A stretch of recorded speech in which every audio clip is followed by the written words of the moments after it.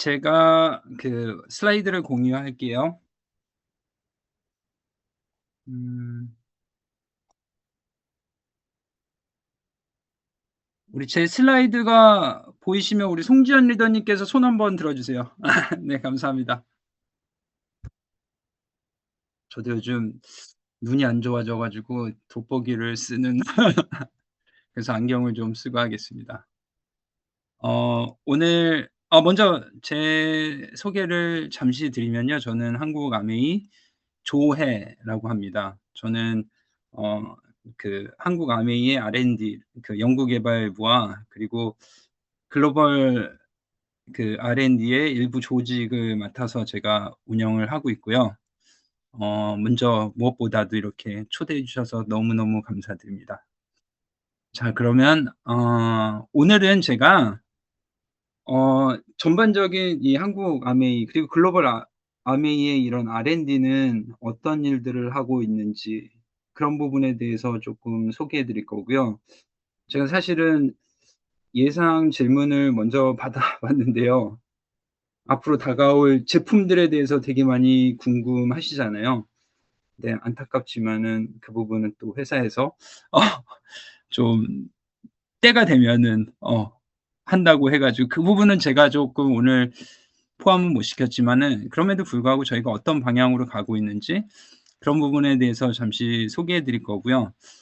더 나아가서는 저희의 깨알 같은 자랑이죠. 마이 웰니스 랩에 대해서 물론 기존의 권오란 교수님 그리고 우리 김유진 박사 그리고 또 여기 교육부 직원분들께서 그런 마이 웰니스 랩에 대해서 많은 얘기해 주셨지만 저는 약간 다른 방향에서 고렇게 설명해 드리는 그리고 또 인제 전반적으로 글로벌 R&D가 우리 R&D가 연구 개발을 하는 방향은 어떤 것들인지 그런 부분에 대해서 설명을 드리도록 하겠습니다.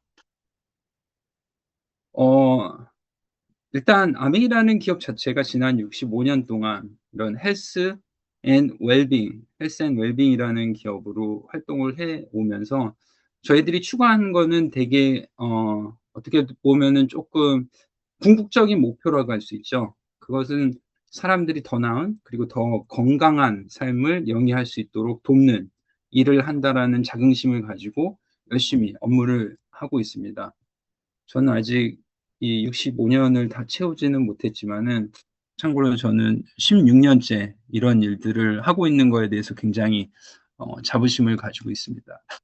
이런 일들을 함에 있어서 저희가 추구하는 방향성은 이 식물들이 가지고 있는 영양소의 이런 자연적인 힘 그리고 그런 것들을 더 강화시키는 이런 검증된 과학적 근거들 그리고 조금 더 여러 가지 측면에서 여러 가지 접근법들을 활용해서 사람들이 더 건강하고 활발하고 질병 없는 삶을 유지하도록 돕는 게 어찌 보면 저희의 가장 큰 미션이라고 할 수 있어요. 그래서 저희가 글로벌 R&D는 어떤 역량을 가지고 있느냐에 대해서 좀 몇 슬라이드를 넣어 봤어요. 그래서 총 저희 아메이 R&D 리서치 앤 디벨롭먼트 그룹은 총 14개 로케이션에 그런 위치를 하고 있습니다. 그중에 하나가 이 서울에 한국의 서울에 있고요. 저희 서울 뭐 부산 합쳐 가지고 이 한국에 있는 R&D 직원은 약 한 50명 정도 근무하고 있고 당연히 이 글로벌로 가면 더 많은 인원들이 근무를 하고 있고요. 그리고 가장 저희가 그 중심지죠. 저희의 그 헤드쿼터는 R&D의 헤드쿼터도 역시 에이다 미시간에 위치하고 있습니다. 그리고 저희가 글로벌로 이렇게 봤을 때 아까 말씀드린 대로 총 14개 로케이션에 위치를 하고 있고요. 그리고 연구실은 총 75개 정도가 있어요. 근데 플러스라고 하는 거는 최근에 뭐 쪼끔 이동이 있어서 더 좀 짓고 있는 것도 있고 필요한 부분들이 있을 때 항상 또 계속 증축을 해 나가는 그런 면이 있습니다. 그리고 제조 시설은 총 6 군데 있어요. 뭐 주로 인제 미국에 있지만은 중국이라든지 그리고 인도 이런 쪽에도 또 저희가 몇 군데 가지고 있고요.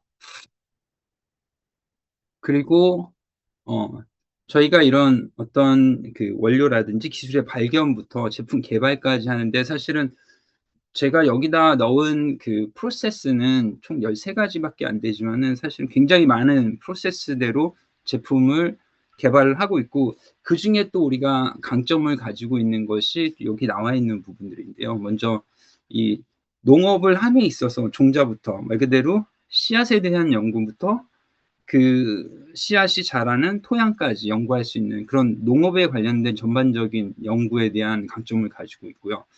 뭐 너무나 잘 리더님들도 잘 아시다시피, 그리고 또 어찌 보면 저희가 이런 인더스트리에서도 가장 인정받은 부분 중에 하나는 이 천연물에 대한 어떤 발견부터 이 개발 그리고 표준화까지 굉장히 그런 시스템들이 잘 돼 있습니다. 그리고 그런 것들을 하다 보면 여러 가지 생물들, 뭐 식물 같은 식물, 생물, 그리고 그 식물들을 키워주는 그런 미생물들, 그리고 여기에 연관된 여러 가지 그런 케미칼들을 같이 또 연구하는 데 강점이 있어요.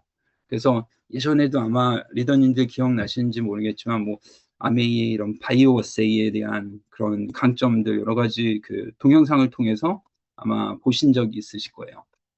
그리고 이런 것들을 가지고 저희가 뭐 씨앗부터 식물, 그리고 그거를 농축하고 추출하고 그런 것뿐만이 아니라 그런 것들이 얼마만큼 그 제품에 적용되었을 때 그 흔히 그런 얘기하죠. 쉘프 라이프, 유통기한. 그리고 또 얼마만큼 그 사실은 유통기한까지 상하지 않는 게 중요한 게 아니라 저희가 그 원하는 그런 활성 성분들을 이 유통기한까지 얼마만큼 보존을 할 수 있느냐. 그거에 대해서도 저희가 계속해서 그 시험을 하고 있고요. 그리고 제품 이런 천연 추출물에서 제품으로 넘어갈 때 여러 가지 이게 제형화할 수 있는지 거기에 대해서 다양한 그 시생산품이라고 할 수 있죠. 프로토타입을 제작하는 데 또 저희가 굉장히 큰 강점이 있습니다. 그리고 제일 중요한 거죠. 품질에 대한 부분. 그리고 이런 소중한 천연물들, 소중한 그런 식물 영양소들을 잘 그 활성을 끝까지 유지시켜 줄 수 있는 이런 패키지에 대한 연구도 많이 하고 있고요. 그리고 그런 것들이 정말 인체에 정말 그 휴먼 센터드 디자인이라는 얘기 하잖아요. 말 그대로 사람 중심, 사람이 얼마만큼 편리하게 사용할 수 있는지 그런 부분에 대한 연구도 많이 하고 있습니다. 그리고 뭐 임상이라든지 그 제품에 대한 경험 이런 것들은 사실은 기본적으로 저희가 모든 제품에 대해서 다 하고 있고요. 그리고 또 아메이가 가지고 있는 장점 중에 하나가 이 농장이죠. 예. 전 세계에 저희가 한 4개 농장을 가지고 있고, 저희가 중국에는 이 식물 연구소라는 것을 또 따로 두고 있어요. 그래서 여기 보시면은 뭐 미국, 멕시코, 브라질에 저희가 이런 농장을 가지고 있고요. 그리고 아까 말씀드린 대로 이 중국에는 우시라는 지역에 그 아메이 보타니컬 리서치 센터를 가지고 있어요. 거기에는 일정의 그 농장도 있지만은 그 농장에서는 뭐 재배하는 부분들도 있지만 사실은 그 보테니컬 연구소에서 그 식물 영양소를 연구하는 곳에서 그 저희가 연구한 그런 씨앗이라든지 그런 작물들에 대해서 시범 재배를 하는 걸로 많이 쓰고 있습니다. 그래서 잠깐 전경을 보여드리면은 리더님들 중에 아마 가보신 분들도 계실 거예요. 그래서 되게 이쁘게 생겼죠. 저도 코로나 전에 한번 가보고 코로나 이후에는 저도 아직 한번 가보지는 못했는데 정말 시설들이 되게 잘 돼 있어요. 그리고 흔히 우리가 그 말하는 이 스마트팜이라는 개념도 저희는 벌써 6-7년 전에 이미 이 우시에 있는 그 ABRC라고 하죠. 아메이 보테니컬 리서치 센터가 했을 때 이미 스마트팜에 대한 부분도 어느 정도 다 셋업을 해 놓고 여기 보이는 것처럼 이렇게 저희가 일단 그 컨트롤 파밍이라고 하죠. 그래서 뭔가 이렇게 조절하면서 그 농작물을 키우는 그런 방법들도 저희가 연구를 하고 있습니다. 그리고 저희가 전 세계적으로 어 아까 말씀드린 대로 14 곳의 그런 그 연구 기지가 있다고 말씀드렸잖아요. 그래서 저희가 총 어 저희 뭐 흔히 말하는 연구원들을 총 합하면 한 800명 플러스 마이너스 이렇게 좀 되는 것 같더라고요. 그래서 저희가 매년 사실은 이거에 대해서 그 업데이트를 하는데, 사실 제가 올해는 계속 그 덤 아키텍에 대한 강연만 하다가 요 강연을 작년 하반기에 하고 인제 처음 했는데, 이번에 보니까 넘버가 또 업데이트 됐더라고요. 작년에는 700 몇십 명이었던 것 같은데 지금 또 800명 이상으로 또 늘어났습니다. 그리고 또 저희 아메이가 가지고 있는 자랑, 특히 R&D가 가지고 있는 자랑거리 중에 하나가 이 외부 과학자문위원회입니다. 그래서 총 13분 있고요. 제가 저희 교수님들에 대해서는 잠시 후에 소개시켜 드리겠습니다. 그리고 저희가 가지고 있는 내부적인 그 전문성에 대해서 저희가 한번 이렇게 통계를 내 봤어요. 근데 총 800 명의 연구원들이 가지고 있는 분야가 굉장히 다양하더라고요. 물론 저희가 기본적으로 그 강점을 가지고 있는 그 식물, 그리고 이런 식물 영양소에 대한, 그리고 뉴트리션, 뷰티 이런 쪽에 대한 인원들이 거의 대부분이 맞고요. 그리고 더 나아가서는 저희 그 규정에 대한, 특히 아메이는 글로벌 사이기 때문에 이 미국, 한국 이런 나라들에 대한 규정만 따라갈 게 아니라 모든 회원사들에 대한 규정, 그 나라에 대한 규정을 다 저희가 말 그대로 꿰고 있어야 돼요. 그러다 보니까 각 국가별로 그 오피스에는 이 R&D 소속의 이런 규정 전문가들이 또 다 위치해 있습니다. 한국에도 당연히 있고요.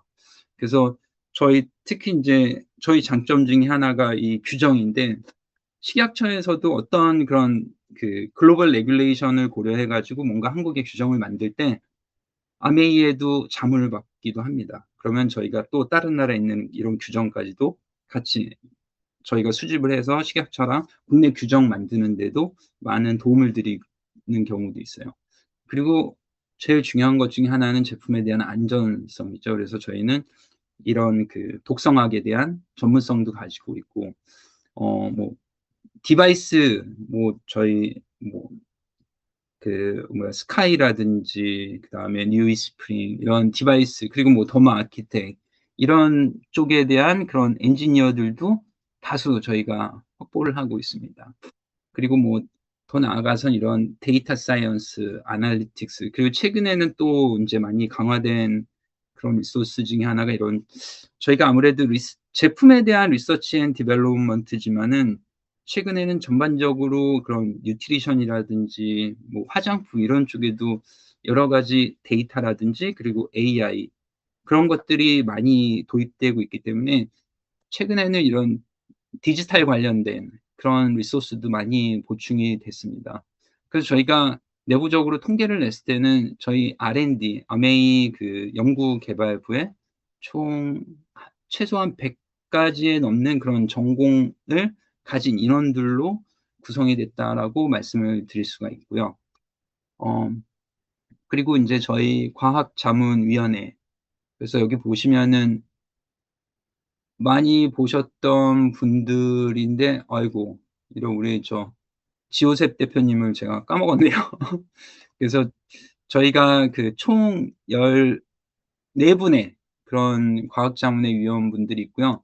이 중에서 여기 조소연 교수님, 서울대 그 피부과의 조소연 교수님이 또 한국 분이시고, 이 부분 조소연 교수님 같은 경우는 저희 그런 뭐랄까 약간 그 미백 관련된 그런 쪽들, 그리고 피부 스팟이나 이런 쪽에 대한 연구를 저희랑 굉장히 많이 하고 계시고요. 그리고 여기 계신 리더님들이 많이 보셨던 교수님 중에 하나가 아마 게리 피셔 교수님은 레티놀의 아버지라고 할 수 있죠. 이 교수님 같은 경우는 미시간대 의대에서 주로 안티에이징 관련된 연구를 많이 하시는, 그리고 저희 쿨마 박사님 같은 경우는 그 글리스터 쪽에 대해서 주로 이 치아 쪽 관련된 연구를 많이 하시고요. 그리고 이 데이비드 월커, 굉장히 실제로 봐도 굉장히 잘생기셨어요.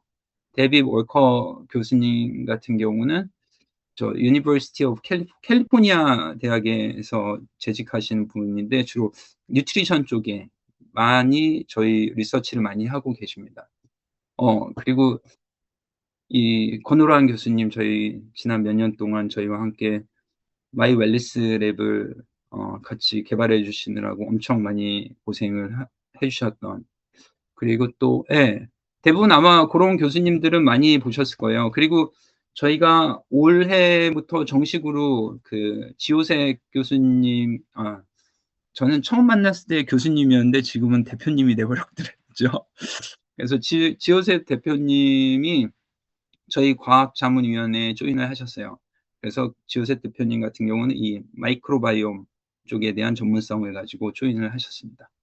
그래서 이런 여러 가지 전문성을 가진, 최소한 여기 계신 분들은 각 분야에서는 거의 세계적인 석학이라고 해도 과언이 아닐 정도로 굉장히 연구에 대해서는 잘 알려지신 분들이고요. 이런 분들이 지속적으로 저희가 하고 있는 연구들, 그리고 제품에 대한 개발에 대해서 관여를 해 주고 계세요. 관여를 한다라는 거는 같이 공동 연구도 하지만은 가끔씩은 브레이크를 걸어 주시기도 하고, 그리고 또 가끔씩은 이분들이 가지고 있는 어떤 지식이라든지 연구 결과를 또 추가를 해 가지고 더 좋은 제품을 만들 수 있게 계속해서 도움을 주고 계십니다.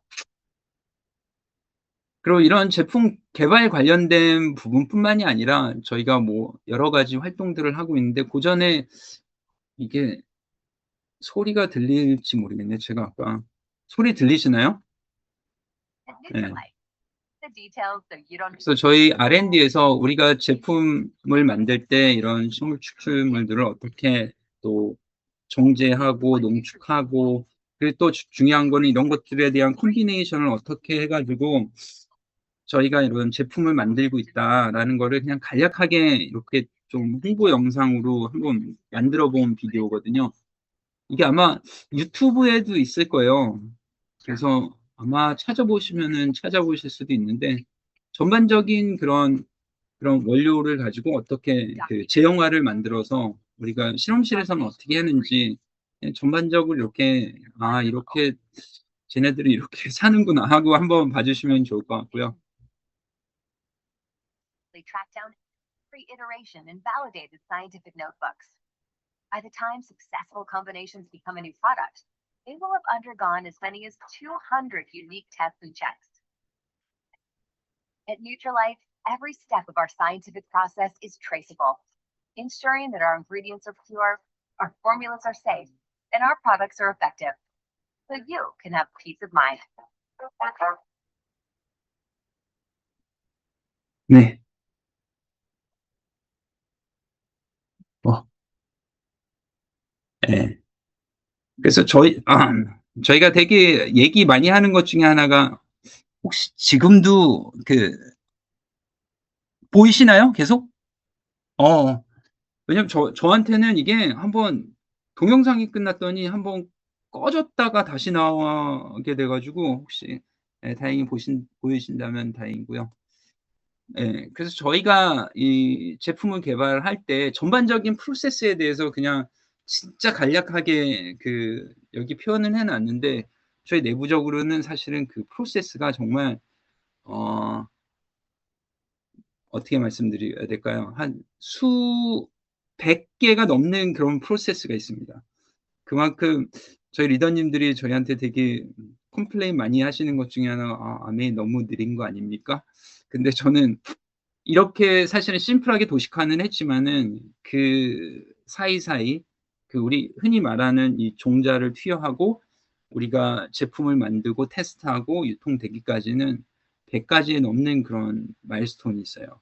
그러다 보니까는 쪼끔 느리지만은 그래도 여기 연구 개발하는 사람들이 좀 제대로 각각의 스텝을 다 스킵하지 않고 제대로 한다라고 항상 그냥 생각해 주셨으면 하는 바람입니다.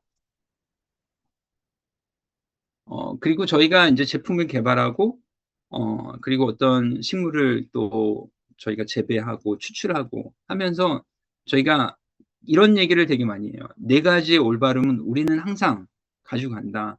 그래서 이 식물에 대한 다양성에 대해서 계속해서 존중을 해야 되고, 그리고 그 식물들이 제대로 자라날 수 있는 올바른 농법, 농약을 치는 것이 아니라 뭔가 이 제대로 뭐랄까 어느 정도 확보된 그런 토양 내에서 그 토양이 본연에 가지고 있는 여러 가지 미생물이라든지 흔히 좋은 공기, 좋은 햇살 아래서 키워야지 가장 좋은 식물 영양소를 만들 수 있다라는 게 저희 철학이거든요. 그걸 위해서 또 올바른 농법, 그리고 이 식물들이 자라는 이 환경 또한 올바라야지 정말 좋은 식물들이 자라는 거고, 그리고 그 식물들을 농축하고 추출하고 농축하는 데 또 뭔가 이런 약간 트리키한 그런 공정보다는 정말 올바른 공정을 통해서 나온 식물들, 거기에서 또 만들어진 그런 농축물들, 추출물들이 가장 효과가 좋다라고 저희는 항상 믿고 있습니다. 특히 인제 식물 종자에 대해서도 저희가 신경을 많이 쓰는데 어 어찌 보면은 최근에는 뭐 GMO 그런 것들도 많지만은, 근데 저희가 좀 내부적으로 항상 저희가 그 주장하는 거는 일단 자연에서 나온 그 종자가 제일 좋은 거고요. 그리고 또 이런 유전자 변이보다는 차라리 뭔가 자연적인 그런 교배, 흔히 유전자가 다른 두 종이라고 하더라도 이런 것들을 이런 어떤 육종을 통해 가지고 이종 교배를 통해서 만들어진 흔히 전통적인 방식의 그런 교배 방식을 통해서 더 좋은 종자를 또 확보를 할 수가 있고요. 그리고 가장 중요한 거는 저희가 어떤 인위적인 그런 물질을 통해서 식물을 기르는 것보다는 이 식물이 그 본연에 잘 자랄 수 있는 최고의 컨디션, 최고의 미생물이라든지 최고의 환경을 저희가 확보해 주는 게 가장 중요하다고 저희는 또 믿고 지난 65년 동안 또 그렇게 해오고 있습니다. 이거 같은 경우는 사실은 다른 어떤 사람이 와도 이 아메이, 특히 뉴트릴라이트가 가지고 있는 철학이기 때문에 이 일을 저희가 바꿀 수는 없는 부분이고요. 그 부분에 대해서는 또 굉장히 철저하게 지키고 있습니다. 그래서 저희가 내부적으로 뭔가 이런 활성 성분이죠. 뭔가 부영제를 제외하고 저희가 자체적으로 보유하고 있는 그 활성 성분의 라이브러리가 있거든요.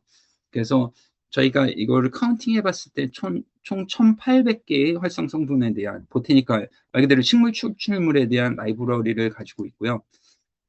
그리고 저희가 1년 동안에 과연 우리 그 뉴트릴라이트, 그리고 아티스트리, 그리고 뭐 듀러블 쪽, 그 디바이스 쪽 해 가지고 1 년간 우리가 한 몇 건의 테스트를 하나 하고 한번 통계를 내 봤습니다. 거기에서는 뭐 퍼포먼스, 이 제품을 얼마만큼 잘 그런 역할을 하는지 그런 부분도 있겠지만 제품에 대한 그 안전성, 안정성, 그리고 거기에는 뭐 패키지에 대한 부분들, 미생물 합치니까 한 연간 저희가 수행하는 테스트가 약 50만 건이 되더라고요. 그리고 저희가 뭐 각 그 한 마켓에 대한 특허는 제외하고 저희가 국제적으로 사용하는 특허만 저희가 따로 추출해 봤을 때 2023년 기준으로 약 750개 정도 저희가 확보를 하고 있고, 이거는 계속해서 지금 늘어나고는 있습니다. 그 디바이스류를 제외하고 저희가 2023년 기준인데, 저희가 그 흔히 부작용에 대해서 저희가 한번 글로벌리하게 통계를 좀 내 봤거든요. 그랬을 때 저희가 부작용 건수는 0.0005%. 근데 사실은 부작용이라고 하면 정말 막 그 좀 정말 심각한 그런 거보다는, 예를 들면 특히 인제 부작용이 그나마 쪼끔 나오는 부분들이, 화장품 같은 경우는 약간 얼굴이 붉어지거나 그랬을 때 저희가 이 부분은 뭔가 제품과의 그 피부에 그 뭔가 약간 잘 맞지 않아서 나타나는 부분이다. 그런 부분들에 대해서는 저희가 기록을 하는데, 건강기능식품 같은 경우는 사실은 거의 없다고 보시면 되고요. 화장품 같은 경우는 아무래도 특히 여성분들은 약간 그런 그 어떤 특정 시점에 따라 가지고 피부가 민감해지고 그런 케이스가 있기 때문에 그런 때는 간혹가다 나타나는데, 그래도 저희가 지금까지 보고된 건을 봤을 때는 연간 한 0.0005% 정도 저희가 부작용은 보고되고 있고, 이 정도면 업계에서도 굉장히 그 안전성 측면에서는 굉장히 괄목할 만한 그런 넘버라고 보여집니다. 그리고 저희가 뭐 각 제품별로 그 저희 나름의 아메이만의 그 품질 관리 항목을 두고 저희가 제품들을 관리를 하고 있고요. 그래서 품목당 평균적으로는 약 277 개의 항목에 대해서 제품의 품질에 대해서 저희가 나름대로 검수를 하고 그런 것들이 다 어느 정도 만족되었을 때 제품을 출고하고 있습니다. 그리고 소비자 불만 비율은 이 CPM이라고 하는데 Complaint per Million. 그래서 100만 개 중에 어느 정도를 우리가 타겟으로 하냐. 그래서 저희는 내부적으로 가지고 있는 기준은 10,000개 중에 하나, 그러니까 10,000 개의 제품이 나왔을 때 그중에서 그 어떤 제품의 디펙트과 불량과 관련된 컴플레인이 하나가 생겼을 때는 그때 바로 조사에 들어갑니다. 그래서 어떤 회사 같은 경우는 뭐 10만 개, 100만 개 이렇게 가지만은 저희 회사 같은 경우는 이 부분에 대해서는 굉장히 이 인더스트리에서 굉장히 높은 스탠다드예요. 그래서 리더님들께서 어느 날 뭐 저 화장품을 받았는데 "잠깐만. 이거 컬러 제품이면 색깔이 마음에 안 들어." 사실은 그런 거 같은 경우는 저희가 이런 조사는 안 들어가는데 내가 프레스 파우더를 그 받았는데 며칠 사용하다 보니까 이게 깨졌어. 그러면 저희는 바로 조사를 들어갑니다. 그게 10,000분 중에 1 명이라도 그런 게 나오면은 저희는 조사를 들어가고요. 네, 프레스 파우더는 원래 떨어지면 깨지는데 그럼에도 불구하고 저희는 그것 때문에 한 4-5 명이 달라붙습니다. '이게 왜 그럴까?' 그래서 쭉쭉쭉쭉 그러면서 나오는 결과는 '아 리더님께서 떨어뜨리셨구나. 프레스 파우더 원래 깨지는데.' 그거조차도 저희는 내부적으로 레포트를 발행을 해야 됩니다. 그래서 깨지는 거는 쪼끔 참아 주시면 저희가 그 그거 조사하는 시간에 다른 더 좋은 거 할 수 있을 것 같기도 하고. 여튼 그런 경우들이 되게 많기 때문에 저희가 다른 거는 몰라도 이 품질에 대해서는 내부적으로 굉장히 좀 뭐랄까 엄격한 스탠다드를 가지고 항상 제품 개발에 그리고 제품 출시 이후에도 관리를 하고 있습니다. 그리고 흔히 인제 이 트레이서빌리티, 서스테이너빌리티 이런 얘기 많이 하죠. 그래서 고런 부분에 대해서 잠깐 말씀드리려고요. 저희 아메이 제품 중에 가장 큰 장점 중에 하나가 우리가 어떤 식물에서 어떻게 추출을 하고 그리고 어떻게 제조를 하고 또 어떻게 포장해서 여기 계신 리더님들한테까지 가는 전체적인 그런 패스웨이를 저희가 다 트래킹을 할 수 있는 그런 트레이서빌리티 시스템을 가지고 있습니다. 사실은 트레이서빌리티는 일반적으로는 사실은 제품에 대해서는 많이들 하세요. 하지만은 저희는 이런 제품뿐만이 아니라 그전에 이런 원료부터 이렇게 트레이서빌리티에 대해서 굉장히 강조를 하고 있고 저희 아메이가 가지고 있는 이 트레이서빌리티 추적성인 거죠. 추적성 이 매니지먼트 시스템은 거의 업계에서도 거의 탑 클래스에 들어간다고 저희는 항상 자부하고 있습니다. 그리고 또 인제 이 지속 가능성 서스테이너빌리티라고 하죠. 특히 인제 환경을 위해서 우리가 제품을 어떻게 개발하고 관리를 하느냐. 그래서 그 부분에 대해서도 저희가 지난 수십 년 동안 굉장히 많이 신경을 써온 부분이에요. 그러다 보니까는 저희 기본적으로 내부적인 가이드라인 중에 하나가 적어도 워시오프 제품이라고 하죠. 뭔가 이렇게 닦아내서 쓸 수 있는 그런 제품 같은 경우는 저희가 다 생분해성을 해야 되는 거고요. 그리고 이 작물을 재배하더라도 우리가 재배하는 작물이 나오는 그 땅에서도 저희가 이 지속 가능한 농법을 통해서 이런 케미칼 사료 뭐 비료 이런 것보다는 아까 말씀드린 대로 거기 본연이 그 땅이 가지고 있는 힘을 가장 강화하는 데 저희는 신경을 쓰고요. 그리고 전체적인 모든 제형들에서 가장 환경을 생각할 수 있는 그런 제형을 개발하는 게 저희의 가장 큰 미션 중에 하나입니다.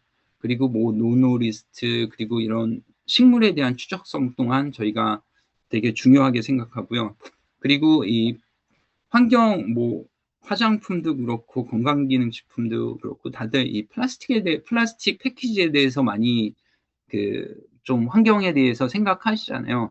그러다 보니까는 저희는 기본적으로 일단은 패키지 사용량을 줄이려고 하고 그리고 그 패키지를 사용할 때도 가능하면은 재활용 그 플라스틱을 가장 많이 쓰려고 합니다.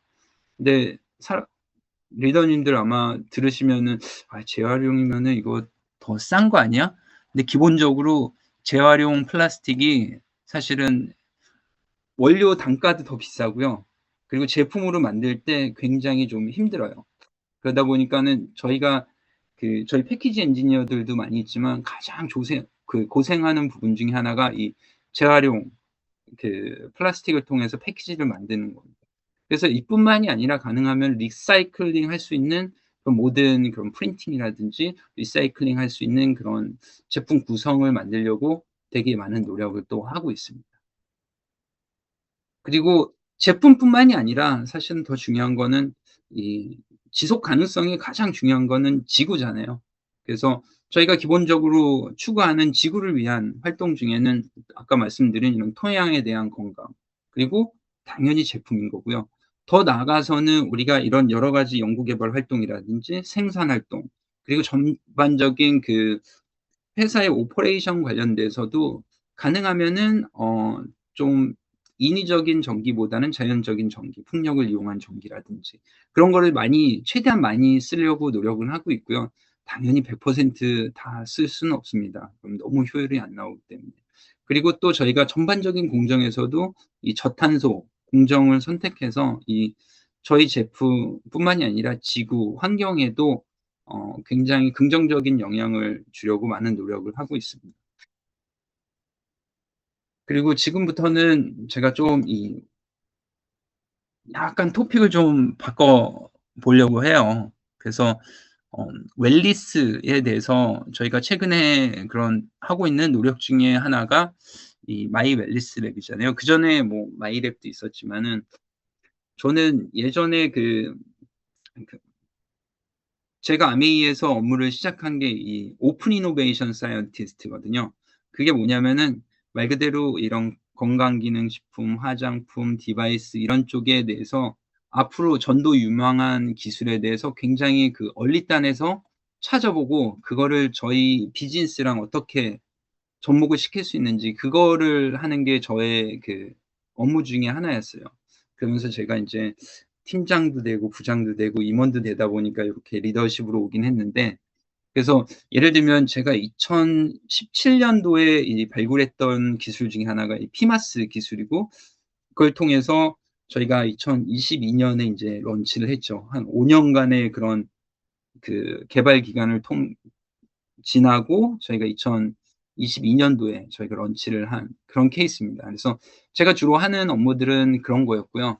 그리고 마이 웰니스 랩 같은 경우도 저도 굉장히 얼리단에서 같이 평가하고 했던 기술 중에 하나입니다. 근데 이런 마이 웰니스 랩에 대해서 설명하기 전에 제가 몇 가지 그럼 웰니스랑 뭔가 이런 부분에 대해서 한번 좀 얘기를 해 보려고 그래요.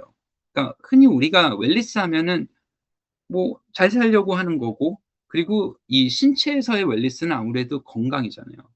그래서 저희 WHO에서 정의하는 건강이 단지 사실은 신체에 대한 건강만은 아니다라고 하더라고요. 거기에는 이 신체 육체적인 건강 그리고 정신적인 건강 그리고 더 나아가서는 이런 사회적인 건강 이런 모든 것들이 다 녹아져 있는 게 흔히 말하는 이 건강이라는 용어라고 합니다. 그래서 예전에 글로벌 컨설팅 기업인 어스트 앤 영이라는 그런 기업에서 이 헬스케어 4.0 라이프 사이언스 4.0에 대한 보고서를 하나 낸 적이 있어요. 그러면은 이 라이프 사이언스 4.0에서 가기 위해서는 이 인류는 뭔가 건강을 추구하는 데에서 어느 정도의 이런 마일스톤을 통해서 인제 왔다라는 얘기고요. 먼저 헬스케어 1.0 시대는 어찌 보면은 제가 태어났던 뭐 70 년대 아니면 더 나가서 60 년대 그때 당시에는 사실은 뭔가 이런 건강에 대한 집중과 그리고 건강에 대한 무언가를 하는 것보다는 사실은 그때 당시에는 위생, 공중 보건의 시대였습니다. 근데 그때 당시에는 뭐 '아 내가 건강이 어떻고 좋은 영양소를 먹어야 돼.' 이런 거보다는 '일단 깨끗해야 돼. 그래야지 질병이 안 걸려.' 이런 헬스케어 1.0 시대를 지나서 더 나아가서 쪼끔씩 그런 기술이 발달하고 의학이 발달하고 그다음에 어떤 질병에 대해서 디파인이 되면서 그때부터는 질병을 치료하는 시대가 됐죠. 그리고 2020 년대에 이렇게 넘어오면서 아 잠깐 그때부터는 인제 흔히 우리가 WHO에서 말하는 이 건강이라는 개념이 더 접목이 됐습니다. 더 중요한 거는 이 헬스케어 1.0, 2.0, 3.0, 4.0까지 어떻게 보면은 이런 마일스톤들을 진보시킨 게 일종의 기술이라고 할 수 있죠. 그러면서 2020 년대가 넘어가면서 아 건강이라는 거는 육체적인 건강도 있지만 내가 정신적으로도 행복해야 되고 전반적인 내 삶 자체가 건강해야 된다. 근데 인제 4.0 시대 뭐 흔히 인제 4차 산업혁명 시대라는 얘기도 있고 근데 헬스케어도 4.0 2020 년대가 넘어가면서 여러 가지 기술들이 더 발전이 되면서 이 나의 육체적인 건강, 정신적인 건강 그리고 이 삶의 질까지 다시 말해서 모든 것을 토탈 케어하는 그런 새로운 헬스케어에 대한 정의에 대한 패러다임이 제시가 됐고요. 거기에는 뭐 여러 가지의 그런 기술들이 접목되어 있습니다. 이 어떤 헬스케어 관련된 제품을 이용하는 그런 이용자에 맞춰져야 되는 거고 그리고 기존의 질병의 치료보다는 사실은 질병 치료에 들어가게 되면 일단 인간은 어떤 고통을 겪잖아요. 그거보다는 그전에 이 치료보다는 예방을 하는 그런 접근법. 그리고 최근에 뭐 머신러닝이란 딥러닝, 머신러닝 그리고 AI까지 진화가 되면서 여러 가지 그런 기술이 융복합하고 융합되면서 또 여기에 여러 가지 바이오 솔루션들이 합쳐지면서 흔히 뭐 여러 가지 용어들을 뭐 나열해 보면 뭐 빅데이터, AI, 퍼스널라이제이션, 마이크로바이옴 이런 것들이 총 통합되는 그런 새로운 헬스케어 어 의 그런 뭐랄까 마일스톤이 만들어진 거죠.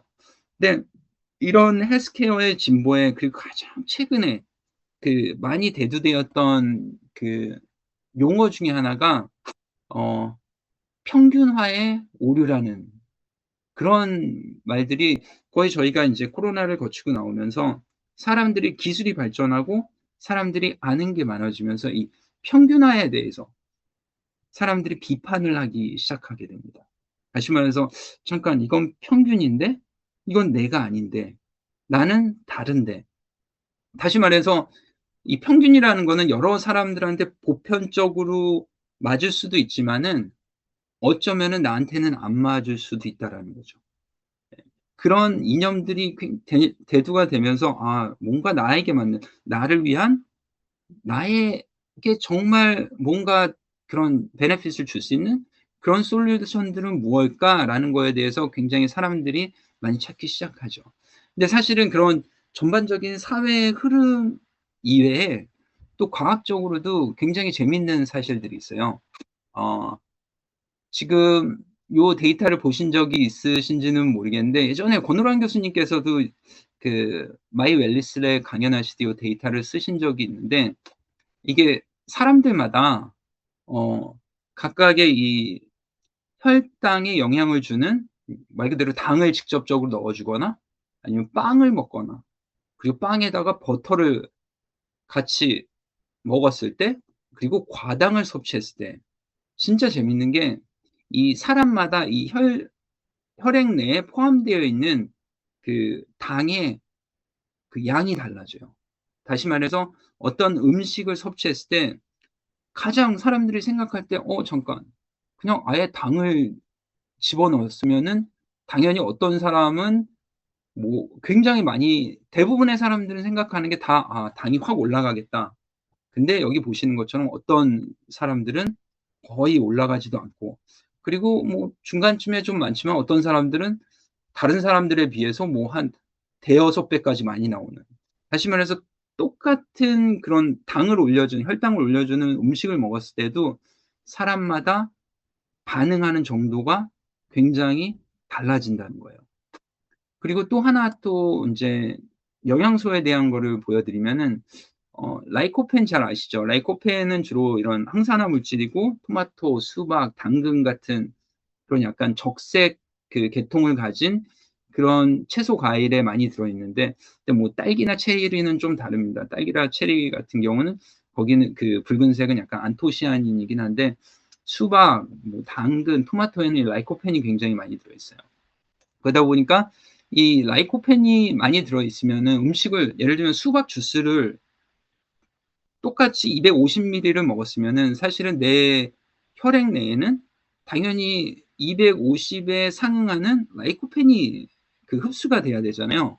근데 실질적으로 사람들의 혈액을 채취해 가지고 동일한 그 수박 주스를 먹고 내 혈액 내에 이 흰색은 수박 주스를 먹기 전, 그리고 검정색은 수박 주스를 먹은 후에 내 혈액 내에 이 라이코펜이 얼마만큼 들어와 있는지를 봤거든요. 사람마다 너무 다릅니다. 어떤 사람은 동일한 약을 먹어도 초반에는 이 6번 같은 경우는 이렇게 조금 있다가 먹은 후에 혈액 내에 엄청 많은 라이코펜이 이미 들어와 있고, 어떤 사람은 어 평상시에 이만큼 있었는데 사실은 먹어도 거의 흡수가 될 듯 말 듯. 사람마다 너무 다른 거죠. 이런 것들 때문에 사람마다 가지고 있는 전반적인 이런 생물학적인 메커니즘의 그런 민감도도 다를 뿐더러, 그리고 이런 생물학적인 능력이 또 다른 거죠. 그래서 이러한 이유로 다들 여러 가지 최근에 과학자들이 가장 주장하는 것 중에 하나가, 아, 이런 평균적인 그런 트리트먼트보다는 뭔가 나에게 맞는 그런 것들이 정말 필요하다. 이런 부분에 대해서 굉장히 많은 얘기들을 하고 있어요. 그래서 그러한 것들을 하기 위해서 저희 아메이에서 노력하는 것 중에 하나가 이 마이 웰리스 랩입니다. 마이 웰리스 랩의 가장 그 기본은 예방이에요. 예. 저희 뭐 거의 대부분의 뭐 30 대에서 70 대까지 설문조사를 해 봤을 때 "어떤 삶을 살고 싶냐?" 그러면 거의 100 이면 100, 40대 같은 80 대를 살고 싶다. 그런 얘기들을 많이 하잖아요. 그래서 최근에 인제 또 이런 건강 쪽에서 떠오르는 그 용어 중에 하나가 미코노미라고 하더라고요.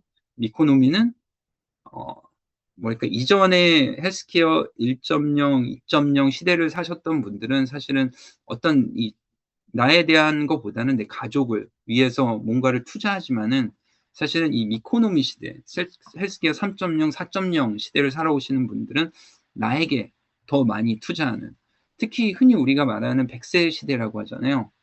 100 세까지 살아야 되는데 가장 내가 투자해야 될 거는, 가장 중요한 거는 내 몸입니다. 저도 이제 나이가 좀 먹고 인제 50이 되다 보니까는 최근에 저 유튜브 들어가면 아예 알고리즘이 나오는 게 "은퇴 후 무엇을 하셨습니까? 은퇴 후 준비 잘 되셨습니까?" 그런 얘기를 하는데, 거기에서 제일 많이 나오는 게, 가장 중요한 거는 뭐 경제적인 것도 있지만은 "일단 건강해야 된다." 이런 부분에 대해서 굉장히 많이 강조를 하더라고요. 그러면 왜 우리가 이렇게 그 건강한, 좀 더 젊은, 그러면서 우리가 그 내 뭐 그냥 생물학적 얘기, 나이에 대해서도 얘기하지만은 이 건강 나이는 어느 정도인가, 그런 얘기를 많이 하잖아요. 근데 굉장히 그 이 건강 나이의 중요성에 대해서 그 한 40년 이상 동안 진행된 연구 결과가 하나 있어요. 얘는 그 1970 년도 초반에 뉴질랜드의 이 더니딘이라는 지역에서 태어난 사람들을 아예 태어났을 때부터 45 세까지 추적 관찰을 했습니다. 그래서 20대 중반에, 40대 초반에, 그리고 20대 중반, 30대 초반, 30대 후반, 그리고 45세 4 번에 걸쳐 가지고 이 건강 검진을 그 실시를 했고요. 그 사람들에 대해서 추적 관찰을 했어요. 30대 초반에 이 건강 나이가 더 자기 본인의 생물학적인 나이보다 더 많은 사람한테는 과연 45세 이후에 어떤 일이 일어났을까? 그거를 봤을 때 이런 결과가 일어났습니다. 애초에 그 노화 속도가 빠르신 분들이죠. 건강 나이가 쪼끔 높으신 분들은 운동 능력이 약 15% 감소를 했고요. 건강에 대한 본인의 인식 자체도 '나는 건강하지 않다.'라고 생각하는 경우가 굉장히 많았어요. 그리고 이 보여지는 피부 노화도 20% 더 안 좋아졌고요. 인지 기능 또한 40대 중반임에도 불구하고 인지 기능 또한 동일 연령대에 비해서 굉장히 떨어졌습니다. 그래서 저희가 이 마이 웰니스 랩에서 하고 싶은 얘기 중에 하나가 이 건강 나이가 굉장히 중요하다. 왜? 나의 미래에 다가올 어떤 이런 안 좋은 부분들을 미리 예방할 수 있기 때문에. 그래서 저희가 이 건강 나이의 이 속도, 그러니까 노화에 대한 속도에 대해서 영향을 주는 이 핵심 지표를 3가지를 저희가 선택을 했어요. 이건 저희가 자체적으로 선택을 한 건 아니고 여러 가지 과학 논문들 그리고 여러 가지 리서치를 통해서 저희가 3가지가 이 이 노화 속도에 가장 영향을 많이 준다. 그래서 가장 먼저 말씀드리고 싶은 게 이 활성산소예요. 예, 산화 스트레스죠. 흔히 뭐 활성산소 하면 뭐 스포록사이드, 하이드로젠 퍼록사이드, 하이드록실 라디카 요 3가지를 흔히 얘기를 하는데 쉽게 그냥 우리 자연에서 볼 수 있는 이 활성산소가 얼마나 안 좋은지를 보여주는 게 왜 우리 상처 나면은 예전에 과산화수소라는 걸 뿌리잖아요. 그게 인제 H2O2라는 건데 하이드로젠 퍼록사이드가 이 일종의 과산화수소입니다. 근데 이 과산화수소를 상처에다가 딱 바르면 어떻게 돼요? 막 부글부글 끓어오르잖아요. 그만큼 강력한 그런 물질이에요. 근데 그 과산화수소가 이 몸속에서 이런 세포, 조직에서 막 늘어난다고 생각해 보세요. 그러면 이런 강력한 에너지를 가진 이 산화 스트레스가 세포와 조직을 공격하는 거예요. 그러면 염증이 생기겠죠. 그럼 그 염증이 생긴 세포와 조직은 본연의 업무를 잘 못할 거고 그렇게 되면은 말 그대로 이런 여러 가지 노화 현상이 나타나는 겁니다. 그리고 또 저희가 강조하는 게 이 대사거든요. 대사는 흔히 메타볼리즘이라고 하는데 메타볼리즘은 2가지 아나볼리즘 그리고 캐타볼리즘의 합성어라고 보시면 돼요. 그래서 애나볼리즘은 무언가를 에너지를 합성하는 합성대사. 그리고 카타볼리즘은 우리가 무언가를 먹고 그걸 또 에너지를 전환하기 위해서는 또 분해를 해야 되잖아. 이런 것들이 종반적으로 잘 돌아갔을 때 그때 나의 대사 능력이 좋다라고 하는 건데 보통 나이가 들게 되면서 왜 예전에는 하루에 밥 3끼 딱 먹어도 나는 되게 운동력도 좋았고 살도 잘 안 찌고 근데 어느 순간부터는 하루에 반 공기만 먹어도 살찌는 것 같고 다시 말해서 근본적으로 내 몸에 대사에 대한 에이징이 일어났다라는 거거든요. 그렇기 때문에 예전보다는 뭔가 에너지 분해도 잘 안 되고 에너지 합성도 잘 안 되는 거예요. 그러면은 대부분 어떻게 됩니까? 쌓이죠. 보통 지방산으로 전환돼서 지방으로 쌓인. 그래서 이 대사는 이 에이징에 특히 노화에 대해서 굉장히 중요한 요소입니다. 그리고 또 마지막으로는 근육이죠. 근육을 우리가 표현하면은 이 근육은 그 항노화 장기라고 얘기를 해도 전혀 무리가 없을 정도로 이 노화와 근육과의 관계는 굉장히 밀접합니다. 그래서 보통 30세 이후에서는 사람마다 좀 다르겠지만은 일반적으로 약 3%에서 8%까지 매 10년마다 근육량이 감소한다고 그래요. 그리고 근육량이 하위 뭐 30% 미만인 그런 그룹에서는 상위 그룹 대비 사망률도 2에서 3% 증가한다고 합니다. 그래서 어찌 보면 산화, 대사, 근육은 우리 몸의 노화 속도 그리고 나의 건강 나이를 결정짓는데 가장 중요한 요소들입니다. 그래서 저희가 이 마이 웰니스 랩은 산화, 대사, 근육 내가 이 3가지 지표에 대해서 어디쯤에 와 있는지 그리고 그것들을 정확히 찝어주고 이 건강한 그룹, 중간 그룹 그리고 좀 위험한 그룹에서 내가 어디에 있는지에 대해서 정확히 짚어주고 거기에 맞춰 가지고 나를 관리하게 해 주는 그런 일종의 어세스먼트 툴이라고 보시면 됩니다. 그래서 뭐 마이 웰니스 랩은 전반적으로 많이 들어보셨을 거예요. 그래서 뭐 나에 대한 데이터를 집어넣고 AI 알고리즘 분석을 해서 나의 노화 속도 그리고 전반적인 나의 그런 건강에 대한 내비게이션을 제안해 준다.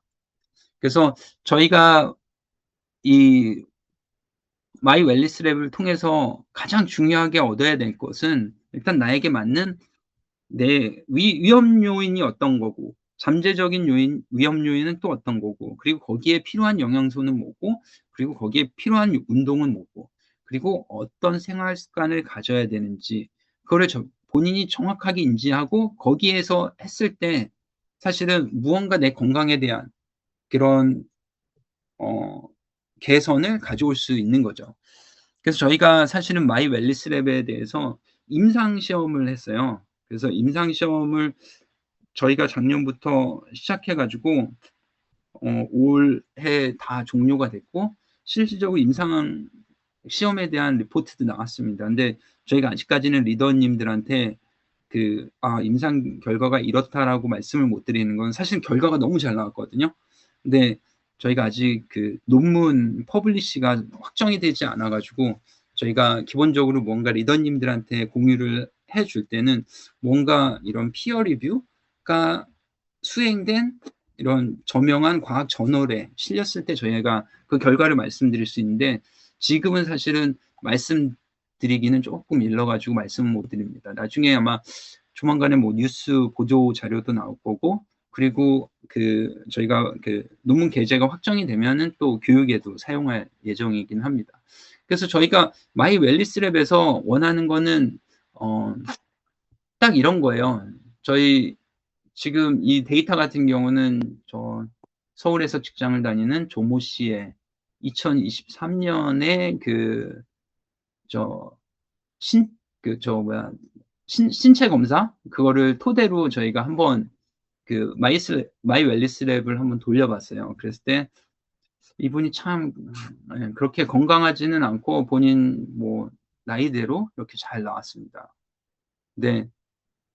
그랬을 때 전반적으로 이런 그런 잠재적인 위험 요소들 그리고 현재 맞닥뜨려 있는 그런 위험 요소들이 이렇게 나왔고 이 조모 씨가 한번 이 제품 추천을 받았어요. 그래서 뭐 다들 아실 만한 그런 제품들 받았고 참고로 이분이 되게 깜짝 놀랐던 거 하나 중에 잠재적인 위험 요소가 body fat reduction 체중 감량에 대한 게 있었어요.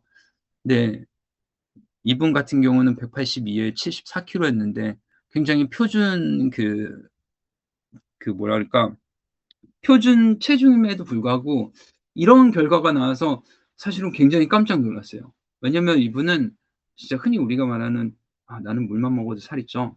약간 이런 생각을 가지고 있으신 분인데 이런 결과가 나와 가지고 '아 나도 한번 이 추천대로 해 봐야 되겠다.' 그래서 생활 습관을 좀 바꿔 보고 운동도 하고 그리고 여기에 기존에 뭐 좋다, 뭐 좋다 이런 거보다는 이 마이 웰니스 랩을 통해서 내가 받은 추천에 대해서 한번 제품도 섭취를 해서 한 3-4달 정도를 한 후에 또 인제 건강 검진을 했습니다. 그랬을 때 또 이 건강 검진을 했을 때 다시 한번 마이 웰니스 랩의 측정을 받아 봤을 때 이 붉었던 부분들이 많이 노란색으로 바뀌었어요. 근데 이분이 스트레스가 많은지 여전히 잠은 못 주무시고요. 음. 그리고 전체적인 스코어도 봤을 때 본인이 굉장히 많은 노력을 했거든요. 그러다 보니까는 전체적으로 많은 부분들이 특히 인제 노화 속도도 또 많이 줄어들고 그래서 굉장히 많은 개선을 가져왔잖아요. 저희 마이 웰니스 랩이 추구하는 게 이겁니다. 그냥 현재의 나를 알고 그냥 이해하는 것에 그치는 게 아니라 더 나아가서 나를 바꾸는 거예요. 내가 최소한 먹어야 되는 영양소는 뭔지에 대해서 정확하게 알고 당연히 뭐 내가 더 필요하다면 더 할 수는 있지만 기본적으로 나의 그런 위험 요소, 잠재적인 위험을 방지하기 위해서는 최소한 이 정도는 영양소는 섭취해야 되고 그리고 또 이 정도는 운동을 해 줘야 되고 식사 습관은 이런 쪽으로 내가 가야 된다'라는 것을 가이드해 주고 그리고 그 가이드에 맞춰서 했을 때 정말 그런 건강의 헬스 베네핏을 얻어갈 수 있는 게 마이 웰리스 랩이라고 보시면 됩니다. 그래서 제가 이 깨알 같은 마이 웰리스 랩 자랑도 좀 했고요. 인제 저희 글로벌 R&D에서 또 마지막으로 이렇게 어떤 방향으로 우리가 가고 있느냐, 거기에 대해서 그냥 간략히 저희 본사에서 만들어진 페이지 한 페이지를 한번 보여 드릴게요.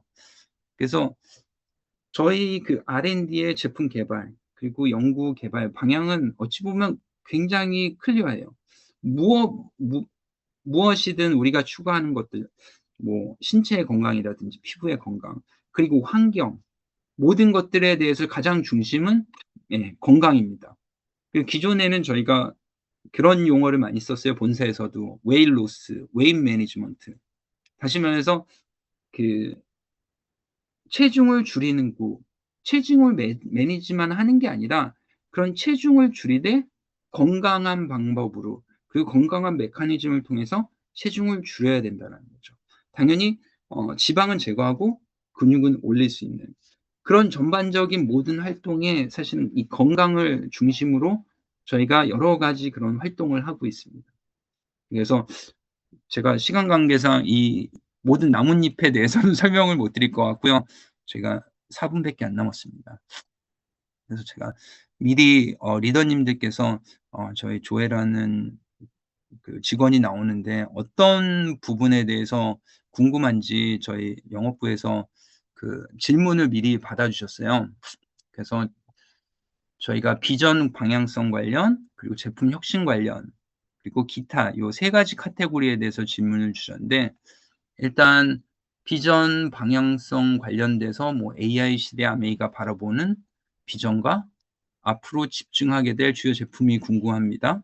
그리고 AI 시대를 맞이한 아메이 비즈니스의 큰 방향성과 비전이 약간 겹치는 질문일 것 같기도 하고, 그리고 더마 아키텍 이후로 또 한 번 혁신적인 제품이 출시될 계획이 있는지도 또 궁금하다고 질문을 주셨는데요.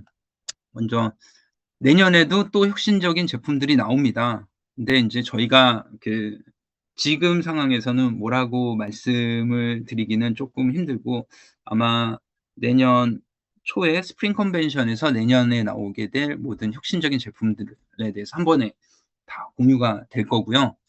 그리고 이 AI 시대, 사실은 아메이가 여기서 어떤 그런 혁신에서 이런 AI를 그 사용하고 있고, 그리고 또 AI 이전에 이런 우리가 지금까지 리더님들이 제일 궁금하신 게 이런 데이터들, 뭐 예를 들면 마이랩을 통한 리더님들의 그런 마이크로바이옴 데이터, 그리고 또 마이 웰니스 랩을 통해서 쌓여 있는 데이터를 가지고 우리가 어떤 이런 머신러닝이라든지 AI 알고리즘을 통해서 뭐 여러 가지 어세스먼트 그런 툴도 출신하지만은, 그게 어떻게 제품에 이런 것들이 제품에 접목될지가 되게 궁금하실 거예요. 그래서 저희는 지금까지 그런 여기 계신 그 리더님들의 데이터를 아직도 계속해서 분석을 하고 있고, 거기에 대해서 그 분석된 데이터가 어느 정도 나와서 거기에 대한 제품들이 현재 여러 가지 개발이 되고 있습니다.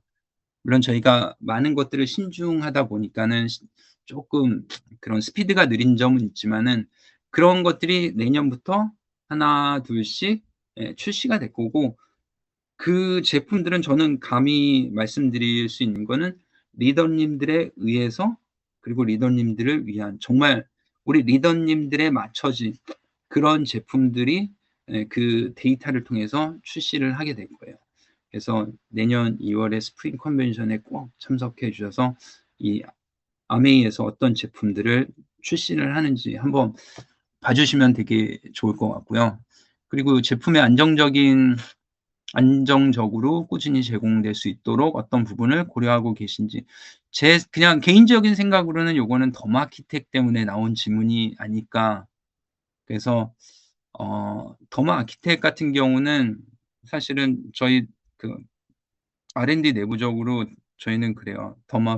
포비아라고, 약간 더마 아키텍 공포가 있을 정도로 저희가 런치를 하고도 이 리더님들의 반응이 너무 좋아 가지고 지지난주까지도 저희가 테스트를 했고, 테스트가 다 종료가 됐습니다. 저희가 했던 테스트는 사실 제품의 스펙을 바꿔서 우리가 제품의 그런 생산을 빠르게 한다라면 그건 말이 안 되는 거고요.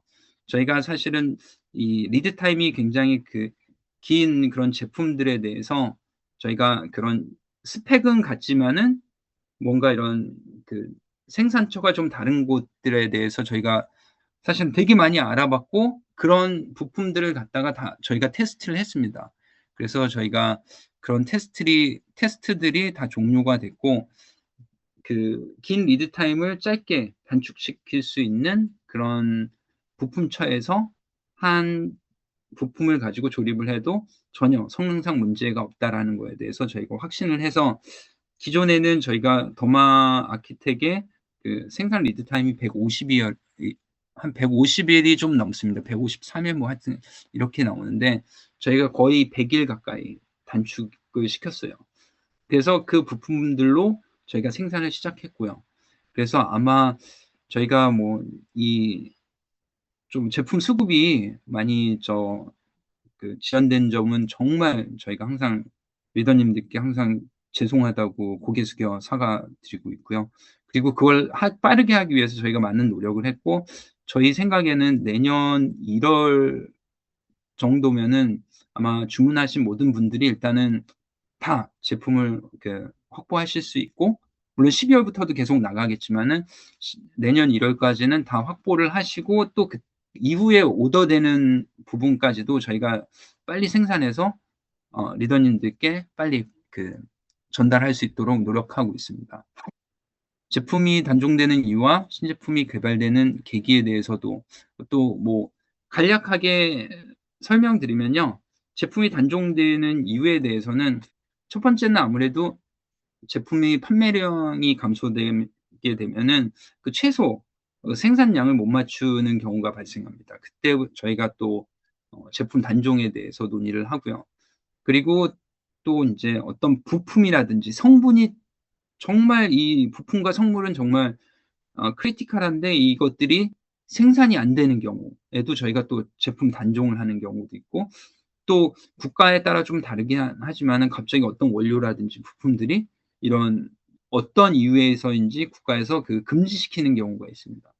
그런 경우는 또 저희가 대표 제품을 단종시키는 그런 경우도 있어요. 그래서 크게 3 가지 이유가 있는데, 그 외에도 이 제품이 단종되는 데는 여러 가지 이유들이 있습니다. 그리고 신제품이 개발되는 계기는 뭐 가장 큰 거는 여기 계신 리더님들의 니즈인 거죠. 그리고 이런 시장의 니즈. 말 그대로 리더님들이 활동하시는 이런 시장에서 니즈가 있는 제품, 그리고 리더님들이 이런 제품이 있을 때 정말 비즈니스에 좋겠다, 이런 부분들에 대해서 저희가 제품 개발을 하고 있습니다. 가장 중요한 건 리더님들의 니즈가 맞습니다. 그리고 변화의 흐름 속에서 미래에 잘 올라타기 위해서 지금 제가 집중하고 실천해야 될 핵심적인 포인트는 무엇일까요? 저도 인제 어떤 조직을 이끄는 수장으로서 사실은 이 변화에 대해서 어 굉장히 민감합니다. 근데 사실은 이 변화를, 최근에는 그런 분들도 되게 많으세요. 변화에 대응하시는 분들, 그리고 변화에 약간 대항하시는 분들. 그래서 저는 당연히 변화에 적응해야 된다라고 얘기를 하고 있고요. 그게 맞다라고 보고 저도 그렇게 해 왔고요. 하지만 이제는 변화에 적응하기보다는 이 변화에 적응하는 것을 넘어서 변화를 이용할 수 있어야 되는 사람들이 어찌 보면 더 나은 그런 미래가 오지 않을까. 그래서 AI가 있다고 그래서 AI를 내가 이해하고 여기에 적응하는 게 아니라, 이 AI를 통해서 '내가 어떻게 또 다른 변화를 만들어낼 수 있을까?' 그래서 최근에 그런 얘기 많잖아요. "AI가 여러 가지 직업을 뭐 없앨 수 있다?" 근데 저는 그렇게 생각하지 않거든요. 앞으로는 이 AI가 물론 여러 가지 직종들을 리플레이스는 할 수 있겠지만은, 사실은 또 다른 직종들이 생겨날 수 있다라고 저도 많이 들었고, 저도 그렇게 생각하고 있습니다. 어떻게 AI를 가장 잘 이용하면은, 저희는 연구 개발 측면에서 여러 가지 베네핏을 볼 수 있고, 여기 계신 리더님들도 이 AI 툴을 잘 이용해서 뭔가 이 변화에 적응하기보다는 이 변화에 올라타서 또 다른 변화를 만들어낼 수 있는 그런 한번 미래를 만들어 보는 거에 대해서 저는 가장 추천하고 싶습니다. 죄송해요. 5분이 지나 버렸네, 이 밤중에. 여튼 오늘 제가 드리고 싶은 말씀은 여기까지고요. 너무 늦은 시간 동안 시간 오버됐는데도 이렇게 잘 참고 잘 들어 주셔서 너무 감사합니다. 예, 감사합니다.